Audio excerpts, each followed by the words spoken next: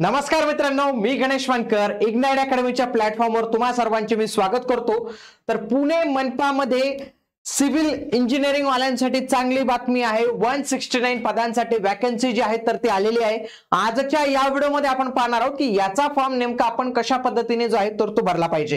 ही जुनी ऍडव्हर्टाइजमेंट आहे मित्रांनो, परंतु नवीन त्यांनी लिंक ओपन करून दिलेली सर्वांसाठी की जास्तीत जास्त उमेदवार जे आहेत तर याच्यासाठी जे आहेत तर ते अर्ज करू शकतात।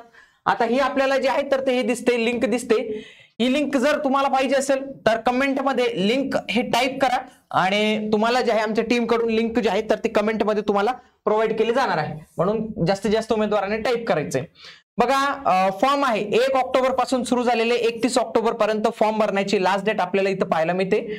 जे कोणी नवीन उमेदवार असतील त्यांनी इथं फॉर्म भरायचा आहे।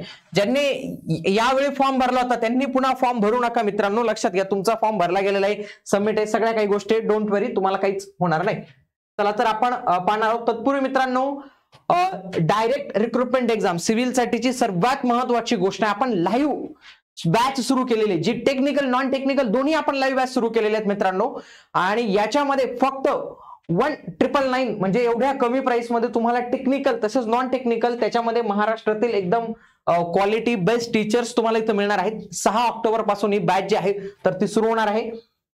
त्यासोबतच भूमी अभिलेखसाठी आणि पुणे मनपासाठी ज्यांना फक्त नॉन टेक्निकलची बॅच पाहिजे असेल तीही लाईव्ह स्वरूपात बॅच, तीही अत्यंत अफोर्डेबल प्राइसेस मध्ये फक्त 500 रुपयामध्ये तुम्हाला ही बॅच जी आहे तर ती पाहायला मिळणार आहे। या सर्व गोष्टींसाठी तुम्हाला इग्नाइट अकॅडमीचं ऍप्लिकेशन जे आहे तर ते डाउनलोड करायचं आहे आणि या कोर्सेस वरती काही माहिती पाहिजे असेल तर आपले हे नंबर्स आहेत, यांना तुम्ही कॉल करून माहिती विचारू शकतात। आता मी काय करतो, क्लिक हिअर फॉर न्यू करतो। आपला जो फॉर्म आहे ना तर तो 5 स्टेप्स मध्ये भरला जाणार आहे। पहिली स्टेप बेसिक इन्फो, दुसरं फोटो सिग्नेचर आणि तिसरी ही सगळ्यात महत्त्वाची आयएमपी। याच्यामध्ये खूप माहिती डिटेल मध्ये भरावी लागते, त्याच्यानंतर आपल्याला प्रिव्ह्यू बघावा लागतो आणि शेवटी 900,000 रुपयाचा आपला जुगाड जो आहे तर तो आपल्याला करून ठेवावा लागतो। चला तर पाहूया। बघा, सगळ्यात आधी बघा इथं काय म्हटलेलं आहे, तुमचे पहिले नाव, परत पहिले नाव, मधलं नाव, आडनाव आणि तुमचं ऑटोमॅटिक पूर्ण नाव येतं। आणि हे कशाच्या बेसिसवर, जे तुम्हाला 10वीला जे नाव होतं तेच लिहायचे, म्हणून ज्या महिलांचा 10वीच्या याच्यावर जे नाव आहे म्हणजे 10वीच्या याच्यावर शक्यतो त्यांचं याचं नाव असेल, वडिलांचं नाव असेल तेच नाव तुम्हाला इथं जे आहे तर ते कंटिन्यू लिहायचं आहे। पुढे मोबाईल नंबर मागितला, इथं मोबाईल नंबर टाका, ईमेल आयडी टाका, डोमेन नेम सिलेक्ट करा, पुन्हा तो ईमेल आयडी टाका आणि ईमेल आयडी टाकताना डोमेन टाकू नका, कारण की इथं डोमेनचं ऑप्शन जे आहे तर तुम्हाला इथं कॅप्चा कोड आहे तो सिक्युरिटी कोड टाका, सेव्ह अँड नेक्स्ट करा। अशा पद्धतीने तुमचा रजिस्ट्रेशन आयडी आणि पासवर्ड हा जनरेट होऊन जाईल मित्रांनो, ठीक आहे। आता ही झाली आपली पहिली स्टेप। आता दुसऱ्या स्टेप्स मध्ये बघा, अशा पद्धतीने तुमचा रजिस्ट्रेशन नंबर, तुम्हाला पासवर्ड इथं दिसेल। आता आपल्याला फोटो आणि साइन अपलोड करायचे।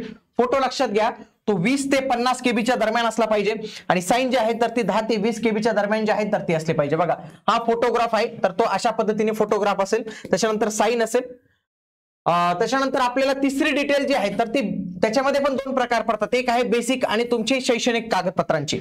आता बेसिक मध्ये तुम्हाला पहिले कॅटेगरी विचारले जातात, तुम्ही कोणत्या कॅटेगरीतून येतात आणि तुम्हाला कोणत्या कॅटेगरीतून जो आहे तर तो फॉर्म भरायचा आहे। त्याच्यानंतर इथं विचारलं जातं डिसॅबिलिटी आहे का तुम्हाला, यस केलं तर त्याच्यानंतर अपंगत्वाचा प्रमाण आणि अपंगत्वाचे प्रवर्ग हे दोन्ही विचारले जातील। त्याच्यानंतर हे स्क्राइब वगैरेची माहिती जी आहे तर ते तुम्हाला इथं विचारले जाणार आहे। त्याच्यानंतर तुम्ही पीएमसी चे एक्झिस्टिंग कर्मचारी आहात का ते विचारलेलं आहे। त्याच्यानंतर जे कोणी उमेदवार ओबीसी मध्ये असतील, एनटी मध्ये असतील, विजय मध्ये असतील, एसबीसी मध्ये असतील, एससीबीसी मध्ये असतील त्यांना लागतं नॉन क्रिमिलियर सर्टिफिकेट, ते लावा लागणार आहे। मग ते कधीपर्यंतचं व्हॅलिड आहे, काय नंबर आहे ते लिहायचंय। हेच ईडब्ल्यूएस वाल्यांसाठी ईडब्ल्यूएस लिहायचं आहे। बाकी एससी एसटी ला तर काही विचारलं जात नाही, एससी एसटी ला फक्त कास्ट सर्टिफिकेट वगैरे विचारलं जातं। एससीबीसी वाल्यांना एससीबीसीचं माहिती जी आहे तर ती इथं विचारली जाणार आहे, हे तुम्ही लक्षात घ्या। बघा, व्हॅलिडिटी इथं जे आहे तर ते तुम्ही माहिती टाकू शकतात, असेल तर नो नसेल तर काही प्रॉब्लेम नाही मित्रांनो, तरी तो फॉर्म तुम्हाला भरता येतो। त्याच्यानंतर माजी सैनिक आहात का, दिव्यांग माजी सैनिक आहात का, तुमचा सर्व्हिस पिरियड काय होता, शासनातील कर्मचारी आहेत का आणि महिला आरक्षणाचा लाभ घ्यायचा आहे का, यस करायचं। महिला आरक्षणासाठी काही वेगळे काही डॉक्युमेंट्स वगैरे लागत नाही, हे लक्षात घ्या। पुन्हा खेळाडू आहात का, खेळाडू असेल तर ही संपूर्ण माहिती भरावी लागते। त्याच्यानंतर प्रकल्पग्रस्त व्यक्ती आहात का, भूकंपग्रस्त, अनाथ, महाराष्ट्राचे रहिवासी असतात का, यसच करावं लागतं। स्वातंत्र्य सैनिकांची पाल्य आहात का, अंशकालीन कर्मचारी आहात का आणि धार्मिक अल्पसंख्याक आहात का, या काही गोष्टी तुम्हाला इथे विचारल्या जातात. धार्मिक अल्पसंख्याक येस किंवा नो करायचं. त्याच्यानंतर आत्महत्याग्रस्त शेतकऱ्यांची पाल्य आहात का, येस किंवा नो. त्याच्यानंतर तुमचं धर्म, राष्ट्रीयत्व आणि परीक्षा केंद्र. परीक्षा केंद्र काही जास्त दिलेली नाही त्यांनी. थांबा, परीक्षा केंद्र मी तुम्हाला दाखवतो. हा बघा, पुणे दिलेले, छत्रपती संभाजीनगर, अमरावती, नागपूर, मुंबई, नवी मुंबई, ठाणेमध्ये आणि नाशिक. तर एवढीच परीक्षा केंद्र जे आहेत तर ते त्यांनी इथं दिलेली आहेत, हे लक्षात घ्या. हे झालं.